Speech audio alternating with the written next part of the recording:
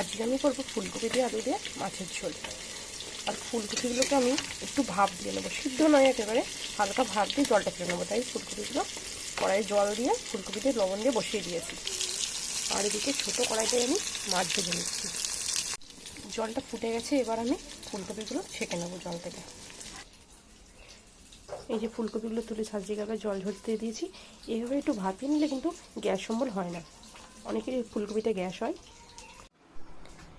এটা বন্ধুরা, আমি মাছ ভাজার পরে আমি যে ফুলকপিগুলো ভাপিয়ে নিয়েছিলাম ওই ফুলকপিগুলো সিদ্ধ ভেজে নিয়েছি, আর তার সাথে আলুগুলো লাল লাল করে ভেজে নিয়েছি।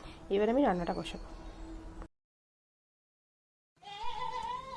এবার আমি কড়াইয়ে তেল দিয়ে দিয়েছি, তেলটা গরম হয়ে গেছে। এবার দিয়ে দিচ্ছি এর মধ্যে অল্প করে কালো জিরে ফোড়ন। এবার দিয়ে দিচ্ছি আদা, কাঁচা লঙ্কা আর জিরে, আর 2 চামচ রসুন ফোড়ন, রসুন বাটা।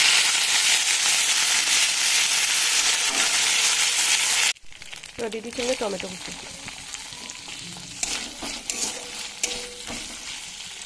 দিয়ে দিচ্ছি লবণ, দিয়ে দিচ্ছি হলুদ,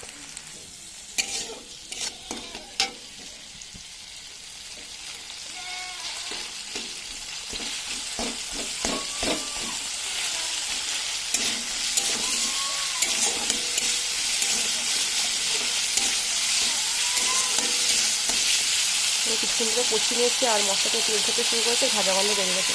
তাই আমি আগের থেকে ভেজে রাখা ফুলকপি আলু দিয়ে দেবো এর মধ্যে। ফুলকপি আলুগুলো দিয়ে দিচ্ছি। এবার সব কিছু ভালো করে একসাথে কষিয়ে নেবো। গ্যাসের গ্যাসটা একটু কমিয়ে দেবো।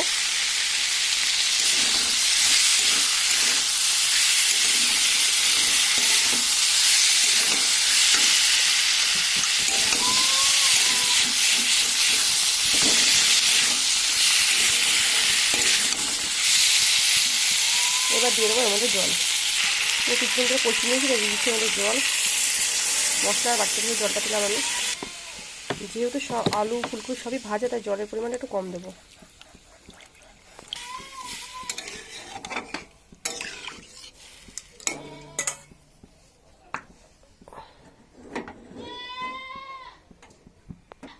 এবার এর মধ্যে একটু ফুটে গেলে দিয়ে দেবো মাছ।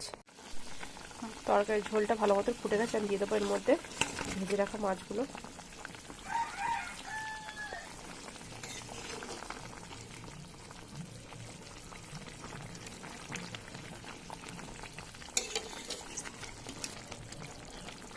ভালো করে ডুবিয়ে দেবো মাছগুলো আমি।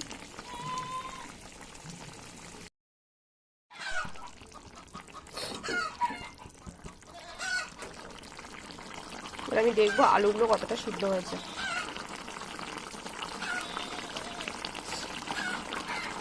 আলুগুলো সিদ্ধ হয়েছে, কিন্তু আরেকটু মনে হচ্ছে হবে।